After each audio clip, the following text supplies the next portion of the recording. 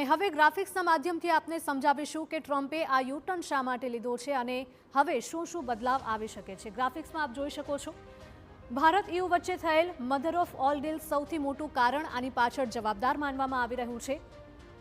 એટલે કે ભારત EU વચ્ચે જે કરાર થયો છે, ભારત યુરોપિયન દેશો વચ્ચે FTA ડીલથી 200 કરોડ રૂપિયાનું માર્કેટ બન્યું છે અને આ માર્કેટ આગામી સમયમાં વધારે મોટું બની શકે તેવી પણ શક્યતાઓ છે। યુરોપની કંપનીઓને લાભ, અમેરિકન કંપનીઓને નુકસાનની ભીતિ, એટલે કે અમેરિકાને ક્યાંક ને ક્યાંક નુકસાન જવાની ભીતિ હતી અને તેને લઈને જ કદાચ આ ટેરિફમાં ઘટાડો કર્યો હોઈ શકે છે।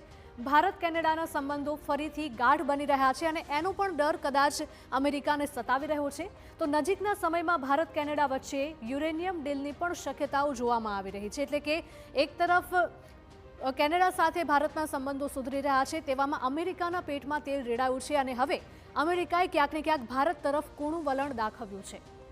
તો ભારતની સાઉથ અમેરિકાના દેશો સાથે પણ ટ્રેડ ડીલની વાતચીતે ટ્રમ્પનું ટેન્શન છે તે વધાર્યું છે અને તેને લઈને જ આ નિર્ણય લેવામાં આવ્યો છે। ભારત પર ટેરિફના લીધે ભારતથી અમેરિકા જતી વસ્તુઓ પણ હવે મોંઘી થઈ હતી અને ક્યાંક ને ક્યાંક અમેરિકન નાગરિકો દ્વારા પણ ત્યાંની સરકારને ઘેરવામાં આવતી હતી, કારણ કે આટલી મોંઘી વસ્તુઓ ત્યાંના નાગરિકોને પણ પોસાતી ન હતી।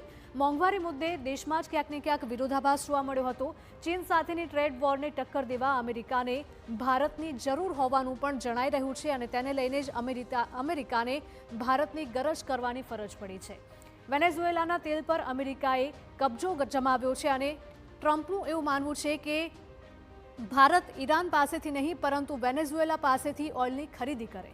વેનેઝુએલાનું તેલ વેચવા માટે અમેરિકાને ભારત જેવા મોટા માર્કેટની જરૂર છે અને તેને લઈને જ ટ્રમ્પે અગાઉ પણ આ જ વાતને લઈને ભારત ઉપર પણ ક્યાંક ને ક્યાંક દબાણ વધારવાનો પણ પ્રયત્ન કર્યો હતો।